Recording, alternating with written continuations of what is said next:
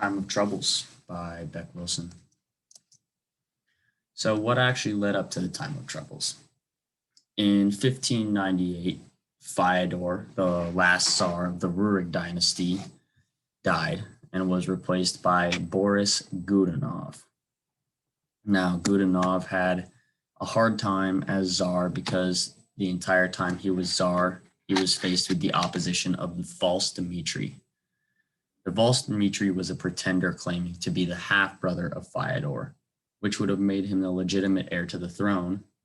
And it actually was a semi-legitimate claim because Fyodor did have a half-brother named Dmitri, but he had died when he was 9 years old. And so, obviously, this Dmitri is a pretender. However, when Boris died after somehow managing to hold on to the throne for the remainder of his life, his son was killed before he could take the throne by the false Dmitri and his supporters. And so the false Dmitri takes over the throne. Now, the false Dmitri was Tsar for about a year before the boyars, the Russian noblemen, realized that they couldn't control him even a little bit. And so they assassinated him in 1606, 1 year after he took over the throne. And Vasily Shuisky, the leader of that act, actually rose to power. And when he became the Tsar is when most accounts say the Time of Troubles actually began. Now, Shuisky actually rose to prominence concerning the death of the true Dmitri Ivanovich, who was a 9-year-old boy who died mysteriously one night. And Vasily determined that he had died because of a knife wound that he inflicted himself during an epileptic episode. So he actually also supported the false Dmitri's rise to power, which means that he confirmed that the true Dmitri died and then supported that he had not, mere years apart.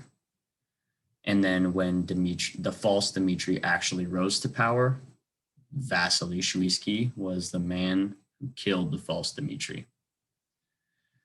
And because of that, Vasily Shuisky was named Tsar and actually remained Tsar for the majority of the Time of Troubles.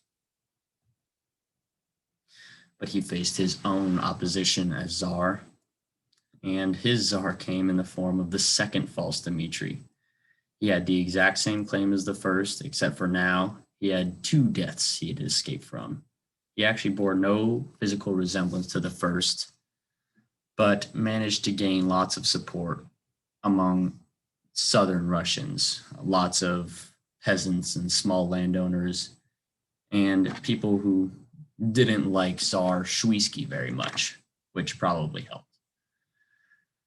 Regardless, he ended up gaining control over pretty much all of southern Russia and gained enough power and support to march on Moscow. And he almost got there, made it to Tushino, which is pretty close, and set up a full government headquarters with a government that actually rivaled the true Russian government mere miles away in Moscow. And once he got there, he sent his bands of men to cause as much chaos as they could up in northern Russia. This continued for a few years, and Shuisky enlisted the help of the Swedish because he was not powerful enough to kick the second false Dmitri out on his own. Shuisky enlisted the help of the Swedish and drove him out. But now we are on to Shuisky's rule. I mean, the first blow to his rule was obviously the second false Dmitri, but the Polish-Muscovite War didn't help either.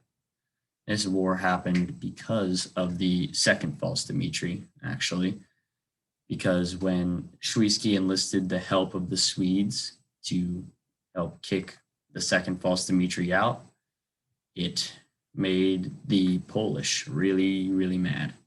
And Sigismund III, the king of the Polish at the time, took it personally enough that he actually declared war on the Muscovites, starting the Polish-Muscovite War. So this war raged on for years, actually taking up a lot of the time of troubles. And when Vasily Shuisky's little brother, Dmitry, led his army down to defeat the Polish, they lost miserably, and the Polish came back and took Vasily right off the throne and turned him into a war prisoner in Warsaw, where he would never see the throne again. And during this absence, trying to make peace, the Russians actually offered to make Sigismund's son, Wladyslaw, the Tsar-elect. And apparently that wasn't enough for them, because Sigismund demanded full personal control of Russia, which actually rallied the Russians enough to band together and drive the Polish out.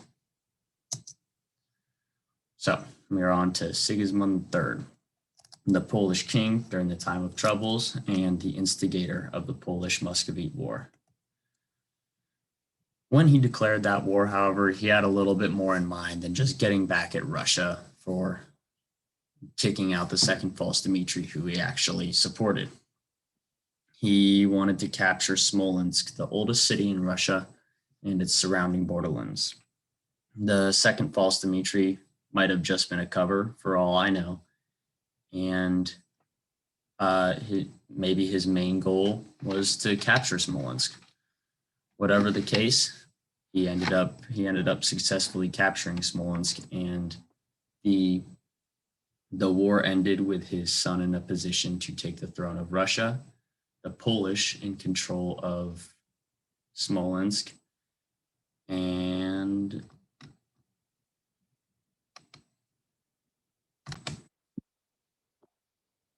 some say that if Sigismund III had been less focused on Smolensk and its surrounding borderlands, that his son might have actually become the Tsar.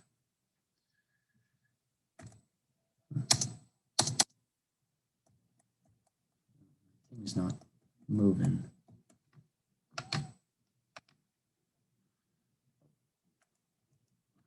All right, the Polish-Muscovite War.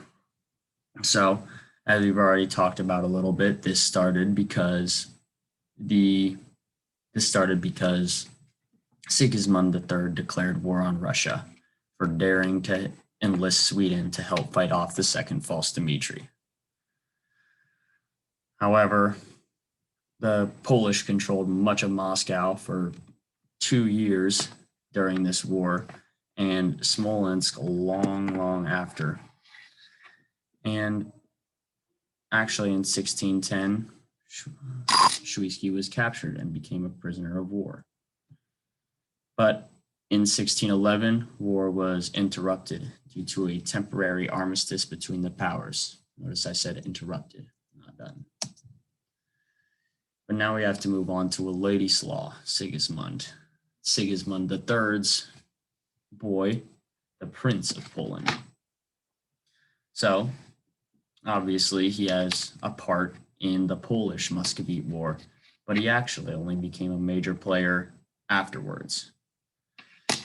He had the option to become the Russian Tsar at the end of the Polish-Muscovite War and missed his opportunity, but he never really forgot about it, because when war resumed 3 years later, he saw it as a perfect opportunity to go win the throne that he thought was rightfully his.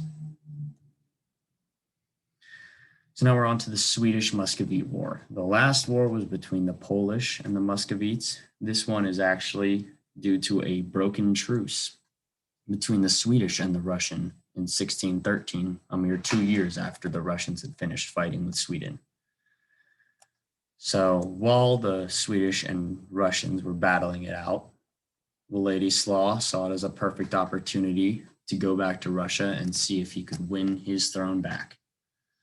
So he begins to march up to Russia in 1617 and 18, right in time for the Muscovites and the Swedish to stop fighting and make peace. Right as he shows up, the Russians are just ready and waiting for him to show up, and they actually manage to push the Polish out of Russia on the very first go. And this is my works cited.